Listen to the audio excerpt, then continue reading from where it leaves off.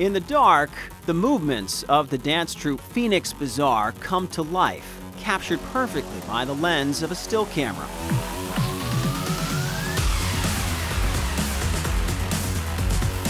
In person, the sight is just as powerful, as the Littleton-based group brings music, fire, and dance together. We're an eclectic collection of fire performers. We just use a bunch of different flow props like poi, light them on fire, and do our thing to music. The tools of the trade look more like medieval weapons, but they have a very specific design. These are my poi. They are Kevlar heads. These guys are super heavy duty. Normally they're a lot smaller than this, but I tried a friend set that was this size, and I fell in love with it. There's some really cool things you can do with it. These are, they call them fans, fire fans, what have you, and they just kind of spin off of my middle finger.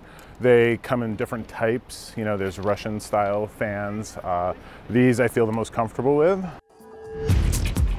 Isaac Vars is the self-proclaimed ringleader of the troupe, whose other 4 members take part in this unique art form and perform in shows around northern New Hampshire and Vermont.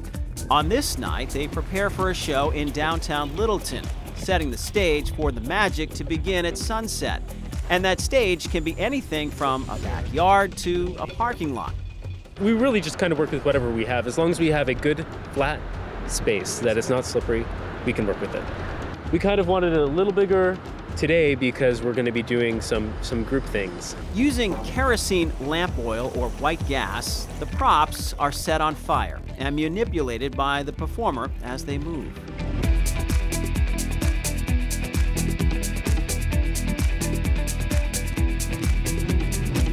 You're essentially painting in the air all these different geometric shapes and moving your body in a certain way. And so it's the beauty of the light that you're creating. With a fire, it adds this whole element of, oh, it's fire that's dangerous. It has more of a primal feel. They see, someone swinging around fire in different cool patterns. It's especially cool with fire versus daytime performances without, because you can see the trails and get that whole picture of the pattern that's there that you might not see if it didn't have fire. It's the fire that attracted most of these performers, along with the uniqueness of what they do. You don't come across many people up here that do that, so when you do have the oohs and ahs and you think, yeah, I'm doing what not many people are doing, it's really nice. It's both kind of exhilarating and exciting, but then at the same time it's pretty relaxing. There's kind of a zen to it that you've got all the fire around you, but you have to be pretty calm and relaxed. As soon as these things turn on, as soon as they are lit up, you're sort of behind them and you're in your own world. I think partly out of necessity because you have to obviously concentrate.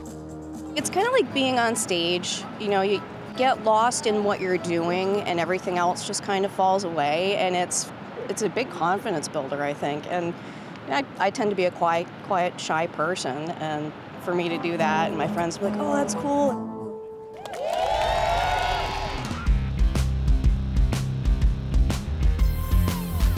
The danger of what they do is not lost either. Precautions are taken to protect everyone, which includes your standard fire extinguisher. Most importantly, nothing is done without lots and lots of practice. Right? 1, 2, 3. I think it goes back to safety first. Don't try this at home unless you know what you're doing. I've had a few painful learning curves in the past with this, and it is really a dangerous thing. So practice, know what you're doing. Always have somebody on safety. Always have a backup plan. Oh, it's a huge, huge role. You have to trust that the person that's safetying you is going to look out for you and make sure that if anything does go wrong, that they're going to be right there. And it's a very important part. Fire's dangerous. Yeah. Even down to when we're preparing, it's going through the wardrobe and 90% of what you have in your closet's polyester rayon. You can't spin in that. We think about from the top to the bottom, what's the safest thing for us to do. safe for them to perform and safe for the audience too. And being able to share their art is what keeps them coming back for more. I have a blast performing with the group. It's fantastic not only to perform, to be able to do something that's so beautiful and dangerous at the same time.